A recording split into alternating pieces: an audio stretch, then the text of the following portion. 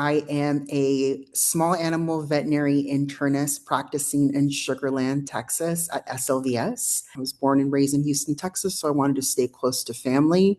I did my undergrad at Texas A&M. I did my master's at Texas A&M, and then I traveled to the beautiful state of California for my veterinary school, Western University CVM, which I am a member of the graduating class of 2019, proudly. I knew that going into veterinary medicine, I wanted to provide a little bit more for my community, but I also wanted to kind of harness passion that I have for science in general. And I knew that I wanted to do something more clinical. So after I completed my rotating internship at NC State, I then went to Iowa, the Midwest. I definitely learned a lot at Iowa State University. It was an experience that definitely made me who I am today. I then moved back to the state of Texas. I needed to be close to family. I needed to be close to home. And I found myself practicing as a small animal internist in Sugar Land, Texas at SLVS.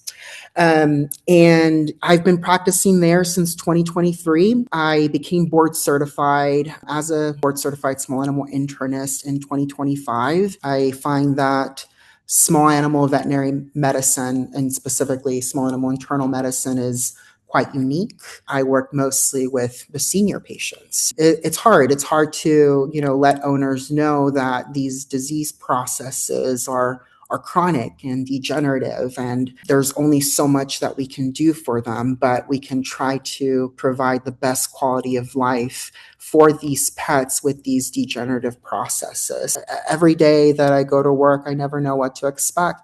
Sometimes it's hard, and sometimes it's easier, and sometimes it is frustrating, but I thoroughly enjoy it.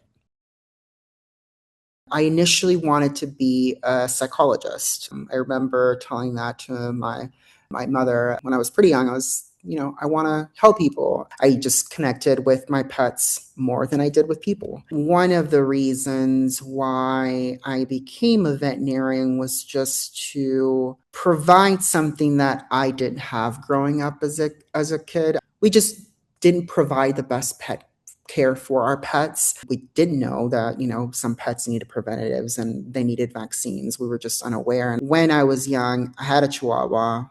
Chihuahua passed away, unfortunately, from severe heartworm disease. And it was sad simply because it was something that's preventable. So I wanted to kind of be a bridge for the community, and being bilingual, board certified specialist in internal medicine, I often get many clients who come in just speaking Spanish. They don't know English. They don't know what's going on with their pets. And being able to provide that quality of medicine and that advanced care for them and be able to communicate to them, it's nice to be able to do that for the community.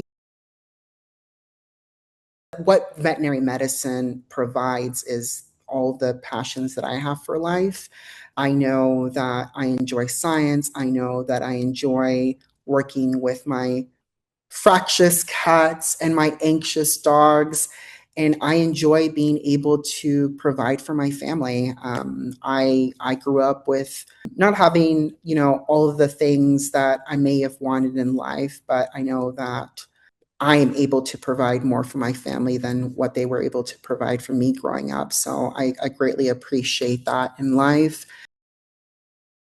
The first 2 times that I applied to veterinary school, I was not accepted. On my 3rd time, I had decided to kind of extend the veterinary schools that I was willing to go to. I started applying to other veterinary schools. Got accepted to 4 veterinary schools that year, and one of them was WesternU. There was something about WesternU, the fact that it was in, beautiful California, the unique aspect of the PBL curriculum, or the problem-based learning curriculum, was something that I personally didn't know about. Had to kind of do my research and, see if this was something for me. And during my interview process, I met a lot of individuals that had already experienced the problem-based learning and said that it was insightful. It was life-changing. So, during my 4 years of veterinary school, I definitely appreciated what Western U provided during that time. The way that you're set up with students and classmates in a group for 2 months to talk about cases and topics and ask the questions about things that you don't know of and make that a learning issue.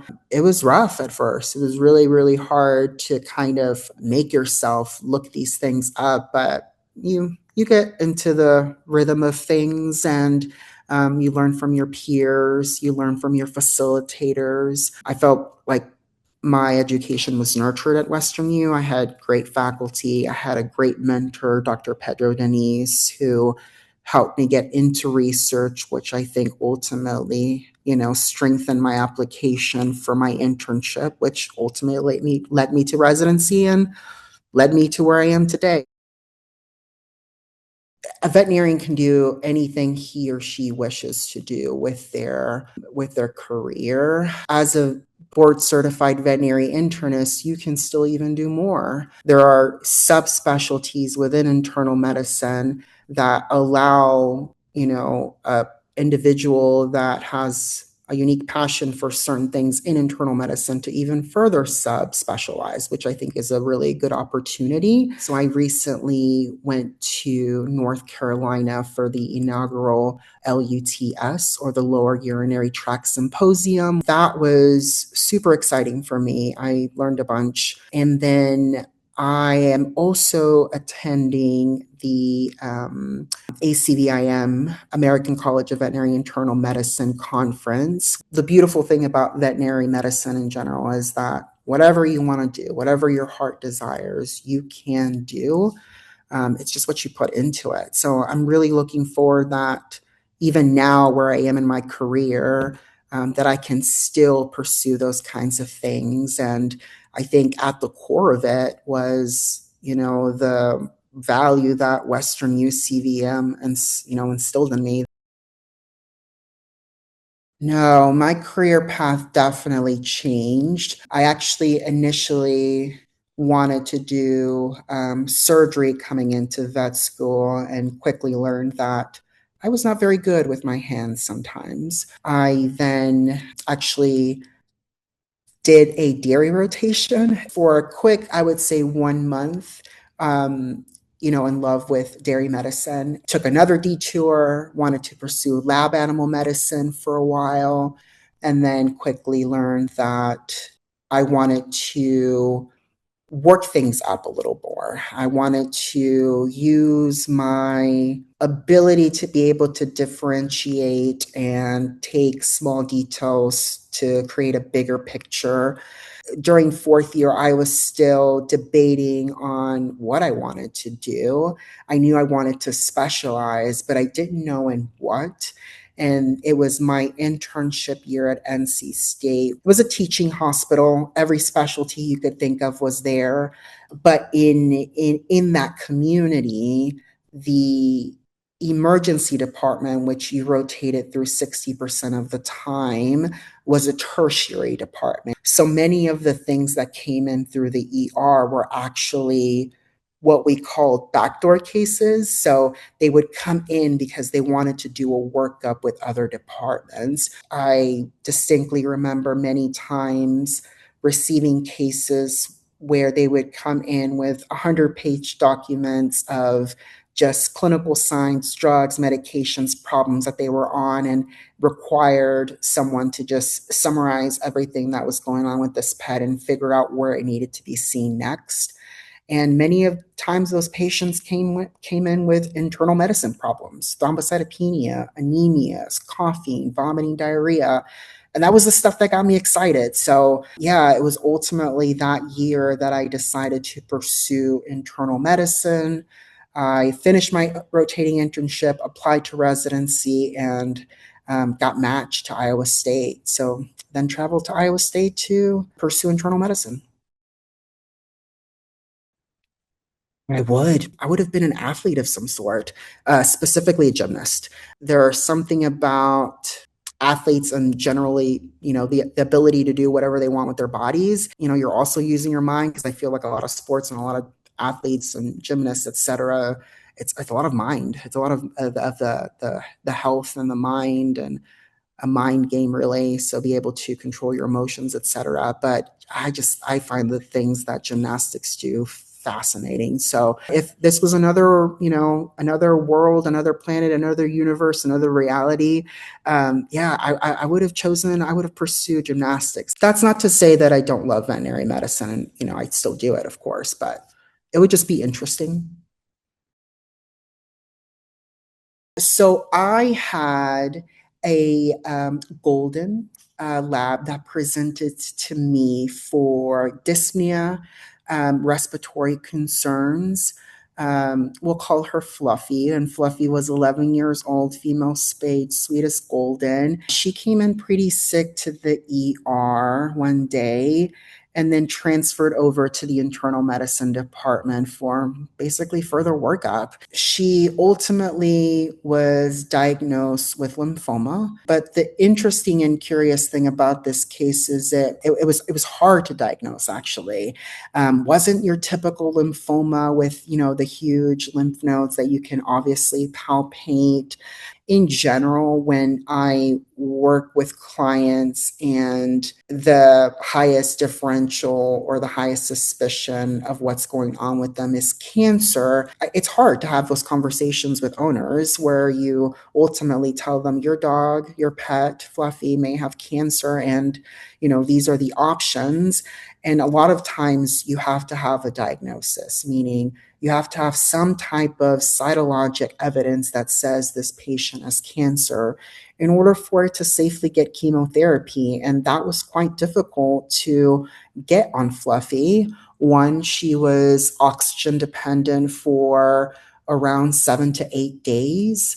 It was clear that her disease process was in her lungs, but undergoing airway diagnostics to try to find an answer was not feasible. So taught me to look at the case another way and investigate other areas to figure out if that's the disease process, or where the pathology, or where the easiest way to get an answer is for this pet to get the appropriate treatment that it needed to survive and make it out of the hospital.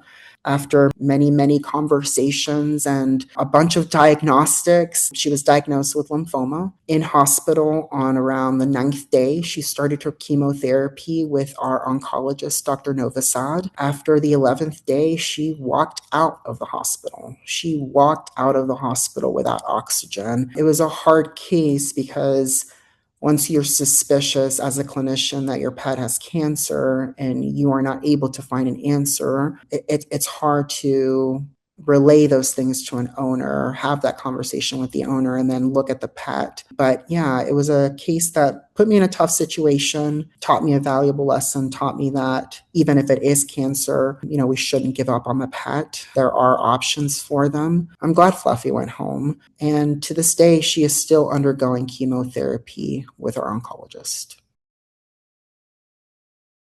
Prioritize your mental health. Too often in veterinary medicine, we have, individuals who are suffering and undergoing a lot of mental health issues that aren't really spoken about. Any individual who's trying to seek something in veterinary medicine has there's a certain personality type to be the best you that you can be and provide the best care.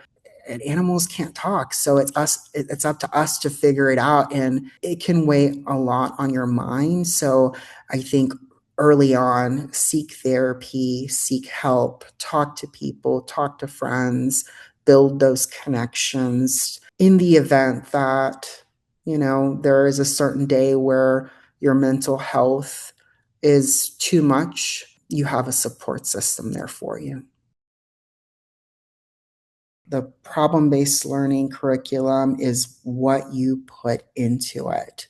Meaning, if you don't study, if you don't put the work in, if you don't look that up, you're not going to get anything out of this, unfortunately. So ultimately, it is what you put into it. So my advice is that simply work hard, know your limits, prioritize your mental health, and realize that this career is ultimately all 100% up to you.